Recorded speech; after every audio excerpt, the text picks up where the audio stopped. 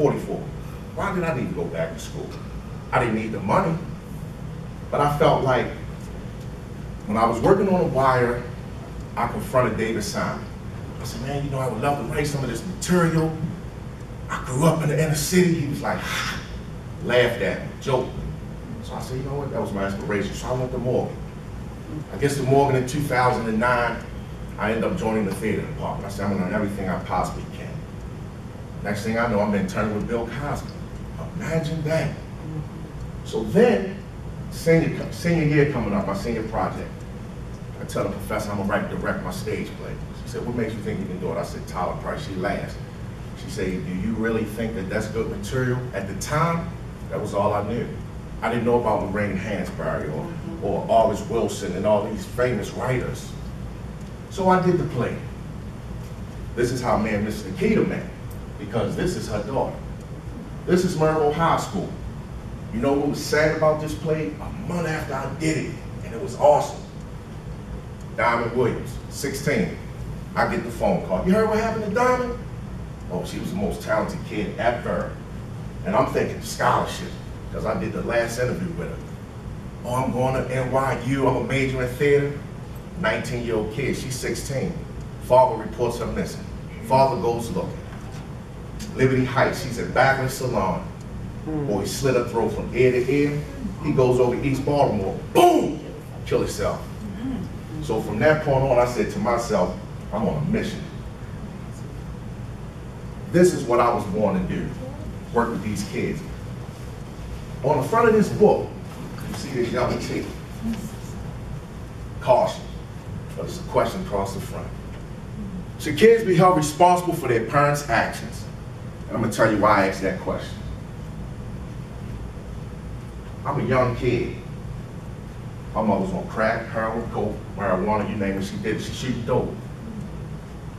My father's never seen me graduate, elementary, middle school, high school, and college. I got 3 younger brothers. I watched a man pour milk on the ground, see, bitch, lick it up. Break a nose, break an arm. I'm going through this as a kid. So for me, should I be held responsible for the way I grow up? Now let's say I'm in my mother's womb. I always say we don't get to pick and choose. Our parents would be nice if we all could say, give me the rich folks over there, but you don't, you get what you get. Yeah. So let's say the mother's on drugs. Now you're coming into the world with a chemical imbalance and an addiction. And there's no guidance, so you're raising the way you're gonna raise yourself. But we continue to put these young kids in prison and we never hold the parents responsible. Yeah. My brother, sentenced to 20 years for 549 kilos of cocaine, 200 pounds. My other brother sentenced to 28 years for murder. My other brother sentenced to 4 years for narcotics. 30 of my cousins sentenced for narcotics. So why did God spare me? That's that magical question I always keep asking. Because I grew up same mother, same father, same hood, same hood. So then, like I say, business. I've always been a business person. But here's what's crazy. I go to all these schools. You know how much I charge them? Nothing. I'm gonna get the reward back. So I'll give you a presentation real quick of a character in my book. We're gonna choose Harry Williams. Good afternoon. And all these stories are true stories. Raise your right hand. Do you solemnly swear to tell the truth, the whole truth, and nothing but the truth, so help you God? I do. Mr. Williams, you're charged with the murder of your mother's boyfriend. How do you plead? I'm not guilty, Your Honor. Mr. Williams, must I remind you that you're under oath? I understand, Your Honor, but this man was trying to kill my mother. Mr. Williams, how old are you? I'm 15, Your Honor. Now, how far did you go to school? Currently in the 10th grade. So you can read and write? Yes, Your Honor. Well, Mr. Williams, was you aware the state of Maryland has no self-defense law? I understand, Your Honor. This man was going to kill my mother. Mr. Williams, you had an unregistered gun. You fired multiple shots, killing this man in cold blood. So I have no choice but to sentence you to life in prison. Mr. Williams, Mr. Williams, Mr. Williams! The last thing I heard was life. Just like that. I went from Harry Williams to 342093. I was told I protecting my mother was wrong, and the justice system sent me to prison. Imagine you're 6 years old watching your biological father spit on your mother, beat her, drag her through the house like she's an animal, and you sit there crying. Your mother's telling you, you never put your hands on a woman. You promise your mother when you get big, you'll protect her. So now you're coming home from school, except now you're 15. You hear the same screaming and name calling. You run up the stairs and you push your mother's door open. She's on her knees with a gun to her head. I don't hesitate. Reach in the backpack and I fire. Boom, boom, boom. The judge said I should have called the police, but I envisioned my father's face and I fired 3 more shots. Boom, boom, boom. Justice. Well, where was justice when my mother was getting brutally beaten? A man is dead because of me. My mother's safe because of me. And I'm serving a life in prison. Is that justice? Now, the question to the kids, what could he have done different? Some say he could have shot him in the leg for a warning shot. But this man had a gun to your mother's head. He could have killed you and had a shootout and killed your mother and killed you. Some people say he could have called the police. Look at the response time. You're in that catch-22.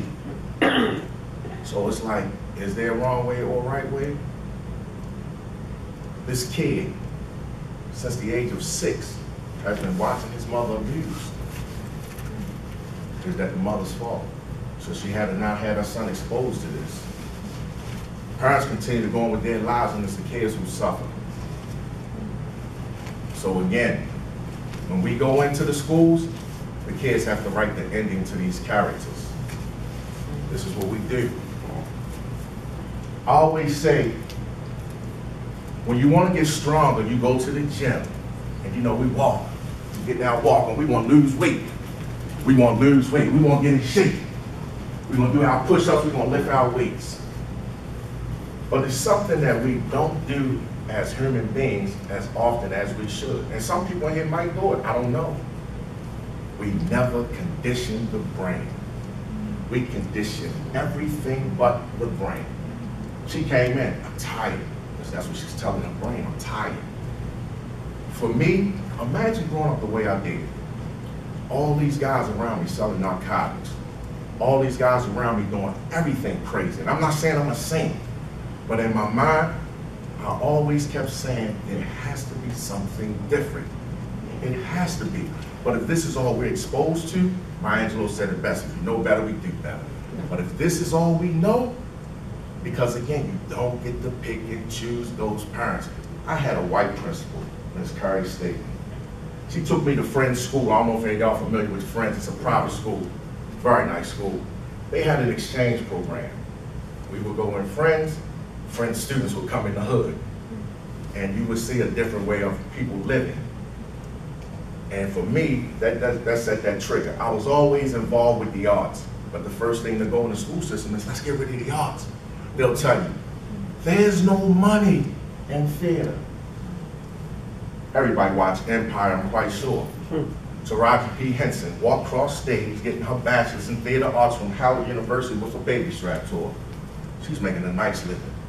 Denzel Washington, theater major, who was engineering at first.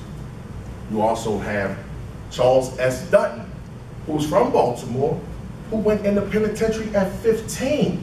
I had the privilege to meet him. He did a play called From Jail to Yale. Here's a man go to jail at 15 for murder. Can't read and write that well. He gets put on lockup. They put him in solitary confinement. He grabs a book on Shakespeare and said, this is what I want to do. He told him, Charles, you gotta get your GED. He gets it. He gets out. He ends up at Towson State, major theater. He leaves Towson, he's back on the street corner, Green Mountain Avenue, York, Rhode Island. Ready to hustle. He goes back to Towson and he said, man, what am I gonna do? They said, apply to Yale. Yale. That school carries a lot of weight. He gets in. He's in the class with Angela Bassett. This man graduated, he's on Broadway. The young man I was just telling you about, I can't recall his name. He just won some award. He looked like he's Hispanic. He's on Broadway. He did a play, Hamlet. The play is sold out for the next God, probably 2-3 years. I went to New York last week to see a buddy of mine. He's a great dude. He did his thesis. He's getting his master's in acting. He's at the same school, Pace University, where Al Pacino was. I want to commend all of y'all for coming here to go to school for whatever you want to do. Because you're going to have people say, you're too old. You passed your prime. It's too late to be successful. It's too late to do this. Always do what you want to do. You got to keep the haters out of here. Because the negativity is, trust me, when you hang around that negative, it attracts all. It's just like hanging with the wrong crowd. I live right up the street, but I grew up in Emerson in West Baltimore when they had the riots. I didn't participate. Not because I was afraid or I felt like that's what I needed to do, but for me, I'm more focused on the bigger picture. Like I'm working with the Baltimore City Police Department. They gave me access to the theater. Imagine that, the theater at the main headquarters downtown, where they bust kids into us. And one of my lines is the girl say, you know what I want to know? And the boy say, what now, Chloe? And he says, how come we got 2,000 people lined up at Montgomery Mall for Michael Jordans, but we can't get 2,000 to get an education, get a dictionary, encyclopedia, or a laptop in the house? And again, who teaching these kids this? You know, and this, for me, this is the sad thing. The riots, same thing with Ray Lewis. They cuss Ray Lewis out, but he's been saying what I've been saying. How can I protest what happened to Freddie Gray? It was sad. But when I got 344 African Americans, before I drove for Uber, I drove a taxi in undergrad. I ain't never had a white person jump out, not pay me, pull a gun out. But blacks, it was always our own people. So my question, we got 344 murders, but we ain't got Jamal Bryant protesting, Elijah Cummings, CNN, Fox News, the Citizens. But we protested for, we trying to make this out a black-white thing. That's not what it is. So my goal, when I go into these schools, is strictly business. But here's the crazy thing. You'd be surprised at how many schools don't want us. Newtown, Owens Mills, Randallstown, Milford, and Dr. Dallas Dance. I'm gonna give him his respect, but I want to call him something else. I'm dead serious, because for me, it ain't about them. See, when I go in, we ain't got to worry about a budget, because I work for free. So, because once we put money involved, it's the kids who are not going to get the real thing that they need. Mount Manor, they jump on board like that. We walked in, as soon as we walked in, the first thing the kids say, what the fuck is this? And that's what he said. He's like, what's this, AA? And the moment we started talking, I'm trying to tell you, the moment we started talking, it's like this now. When y'all coming back again? Love us. Because they see the realness. They see it. There's no faking here. Like I say, first thing, oh, y'all have a 501? No, I ain't registering for that. Because first thing, again, it takes away from the mission. I had somebody help me, so my job is to help somebody. Love your professor. I love mine. Trust me. Yes. Yes. Yes. Oh, so now. I said we love you. Even though. Now here's the other thing. So I reach out to my university, Morgan State. First I reach out to what they call the Career Development Center. No, the counseling center. The counseling center. I reach out to the counseling center. They say, well, you know, we don't think that's what we want here. So I said, okay. So then I reach out to the social worker, Miss Yvonne Green. And she said, oh, matter of fact, Thursday, we're going to be for the board. They might have me teaching there. We're going for the board. We're going from, because we can really show how social work and theater connects. Because as social workers, when you get a kid filed, it's kind of hard to say something when you see it. I'll give you another interesting thing about my book. There's a character in there named Lisa Chambers. Her daughter fussed me out because the first year, I ain't give it to her. And I couldn't understand why every girl wanted to be Lisa. Lisa Chambers goes before the judge. This attorney, Lee Downs, I'll be representing Ms. Chambers, Your Honor. We would like for her to go for a psychiatric evaluation. On what grounds? She's 14 years of age, she has no prior records, and she's a good kid. So she goes, she sits down in front of the psychiatrist, and she says, you think I'm crazy, don't you? Ms. Chambers, I don't think anything, I'm just here to help. Well, if you don't think I'm crazy, why do you feel like you need to help? So Ms. Chambers said, well, let me ask you a question. And as as a psychiatrist, how do you let a client flip the script and start doing an interview on you? That's not supposed to happen. Yeah. So she says, do you know what it's like to be pregnant? And she freezes and says, why? She says, because I want to know. She says, I do. She said, how did it make you feel? Did it make you feel dirty? She says, it did. So she says, well, where your kid now? Oh, I gave up for adoption. She said, how come? My parents died in a car accident and left me in the care of someone they thought they could trust. And he impregnated me. Who was it? My uncle. Where is he now? I don't know. When I told him I was pregnant, I never heard from him again. Ms. Chambers, let's get back to you. Now she's relaxed. So she says, what do you want to know? She said, whatever you want to tell me. Another true story. My parents been married for 20 years. I live in a big house. I go to private school. I never wanted this life. I just wanted to be normal. But in school, the other kids would tease me and call me the mixed girl because my father was white and my mother was black. Because of peer pressure, I started having sex with an older guy and I ended up pregnant. I couldn't tell my parents. I had no money for an abortion. The guy wouldn't return my calls. So I did